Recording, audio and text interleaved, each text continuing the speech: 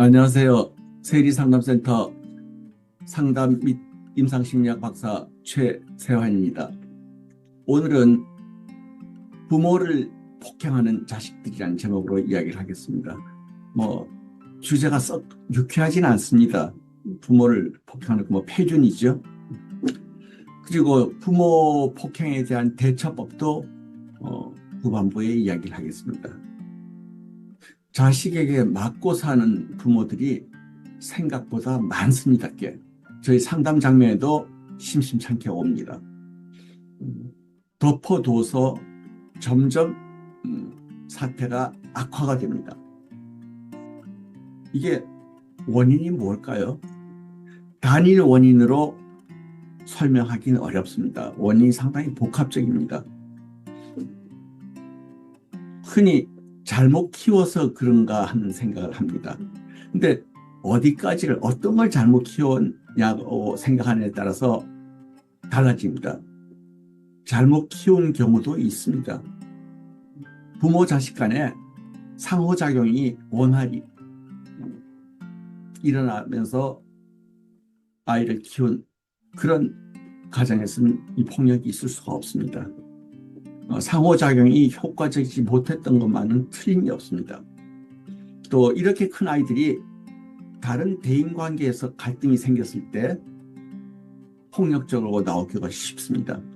그래서 전 이걸 찍으면서 얼마 전 좀 불미스러운 사건이 있었죠. 광주 지역에서 그 사건도 생각이 났습니다. 부모 자식이 잘 소통이 되고 또 서로 공감도 되고 화기애애하게 분위기가 갖춰진 집에서는 그런 인물이 나올 수가 없습니다. 저한테 온 분 중에는 심리학과 여자 교수님도 있었습니다. 이론적인 거 머리로 알게 있겠지만 실제로 생활에서 행하는 데 있어서 안 됐을 가능성이 많습니다. 특히 또 자기 자식은 감정적으로 서로 얽혀있기 때문에 이론적인 걸 실천하고 하는 게 안 되기가 쉽습니다. 중요한 건 부모가 어떤 태도를 보였냐 하는 것보다도 더 중요한 건 그 아이의 자녀의 주관적인 지각입니다.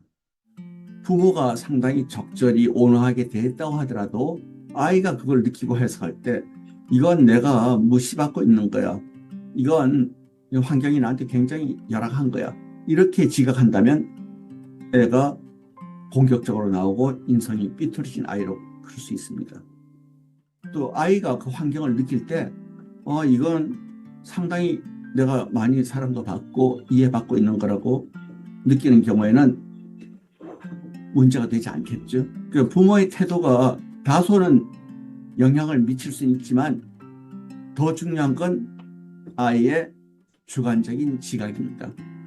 저한테 온 클라이언트 중에 의과대학 여자 교수님도 계셨어요. 제가 학부모회 강연을 갔었는데 몇백 명이 오시잖아요. 마치고 나서 남아 계시더라고요. 그 여자 교수님이 굉장히 난처하게 이렇게 저한테 와서 머뭇거리면서 질문하시더라고요. 사실은 자기 집에 그런 아이가 있대요. 그래서 전혀 어떻게 통제도 할 수가 없고 또 학교에서 무슨 회의가 있어도 난리가 안 됩니다. 아이가 엄마를 집으로 당장 들어오라고 한대요. 당신이 날 이렇게 불행한 아이로 만들고 내 인생을 이 지경을 해놨으니까 당신이 지금 교수 회의하는 게 문제가 아니야. 그게 급한 게 아니야. 와가지고 내 시중을 들고 내 욕구를 충족시키라고 하는 거죠. 근데 이제 엄마가 폭행을 하는 자식에 대해서 단호하게 대처하지 못하는 것 중에 하나가 자식에 대한 죄책감 같은 게 있습니다. 예를 들어서 내가 직장 생활 한다고 애를 적절하게 못 봐주고 그게 뭐라고 교수하는 게 뭐라고 애가 더 중요하지.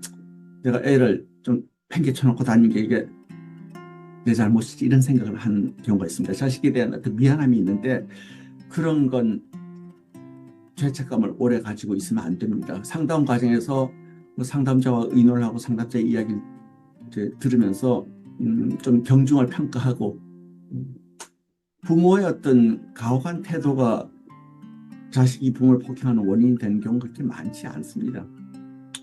그리고 이제 자식들은 그걸 알고 약점을 잡습니다. 약점을 잡고 기본적으로 깔려있는 생각은 당신들 때문에 내 인생이 망했다. 그래서 당신들은 내가 하란 대로 해야 한다는 그런 잘못된 논리를 가지고 있는 거죠. 이 아이들의 어떤 특징이 있습니다. 폭행자식들의 어떤 공통점이라고 할까요? 첫 번째는 대인관계가 잘 안 됩니다. 부모하고 관계도 대인관계 한 부분이라고 볼 수가 있습니다. 밖에서도 대인관계가 안 되는 경우가 많습니다. 그런데 밖에서는 대인관계가 안 되더라도 폭력적으로 나오진 않습니다. 이 아이들이. 주로 집에서 그렇게 하고 그중에도 주로 엄마가 표적이 많이 됩니다. 두 번째는 다 이게 서로 관련된 이야기인데 학교나 사회에 적응을 못합니다. 학교도 다니다가 중간에 그만두는 경우가 굉장히 많고 사회생활도 직장 대부분 오래 못 견딥니다. 그래서 알바에서 알바로 전전하는데 그것도 알바도 며칠 하지 못하는 경우가 많습니다. 그리고 피해의식이 있습니다. 피해의식이 있고 또 상당히 공격적입니다. 특히 부모에 대해서 집중적으로 공격적인 모습을 보이기도 합니다. 네 번째는 생활 리듬이 무너져 있습니다. 학교 자퇴하고 직장 그만두고 집에서 보내는 시간이 어떻겠습니까? 밤과 낮이 뒤바뀝니다. 낮에 눈 뜨고 있으면 자꾸 좌절이 느껴지고 바삐 사는 사람들 보는 것만 해도 부담이 되고, 근데 밤은 조용하고 누가 방해하지도 않고 또 부모님도 주무시고, 그래서 제가 표현하는 걸 박쥐라고 표현합니다. 밤낮이 뒤바뀐 아이들. 그러니까 이런 상태니까 엄마가 이야기할 수밖에 없겠죠. 자기 의견을 식사 좀 같이 하면 어떻겠니라든지 등등. 그럼 제가 공격적으로 나오는 거죠. 그 다음에 다섯 번째는 이런 부모를 폭행하는 아이들이 우울증이라든지 다른 인격 장애가 동반되는 경우가 많이 있습니다. 그리고 이 발병은 대부분의 정신질환이 그렇듯이 사춘기, 초기 성인기에 발병합니다. 그래서 치료가 되지 않을 때는 이제 평생 만성화가 됩니다. 이외 단기도 그렇지만 저한테 오는 그 내담자 중에 어머니가 60대예요. 일단 말기 암 환자입니다. 그런 엄마를 지속적으로 구탈합니다. 저는 명문대 출신이었습니다. 지금도 기억이 나는군요. 이 부모 폭행은 첫 발생 시 부모의 대처가 굉장히 중요합니다.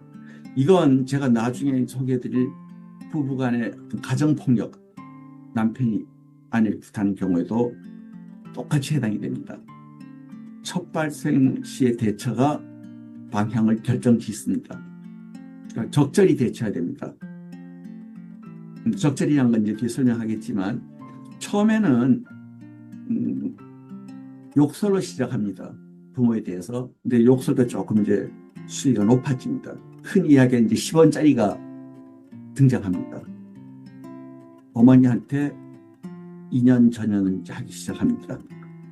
그러다가 나중에는 이제 몸싸움으로 또 더해서 일방적인 폭행으로 이어집니다. 제가 본 경우에는 그 심한 경우는 공공장소에서, 보통 공공장소에서는 잘 안 그러거든요. 공공장소에서 어머니를 폭행해가지고 어머니가 출혈로 응급실에 갔던 분도 있습니다. 그래서 아이가 부모한테 대한 어떤 반항이 선을 넘었다고 생각될 때는 폭력이라고 생각을 하고 그에 맞는 적절한 대처를 해야 됩니다. 그러니까 남사스러우니까 이야기 안 하기가 싫은데요. 그러다 일이 커집니다. 남편이 직장 가 있거나 타 지방에 있는 경우에는 오라고 합니다. 차 타고 와야 됩니다. 직장 그만두더라도.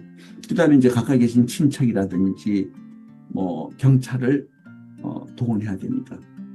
근데 이제 경찰분들도 이게 참 애매한 게 와가지고 그냥 뭐 자식이 그런데 가족 간의 일이니까 뭐 잘 해결하세요 이런 식으로 하는 경우가 흔히 있습니다.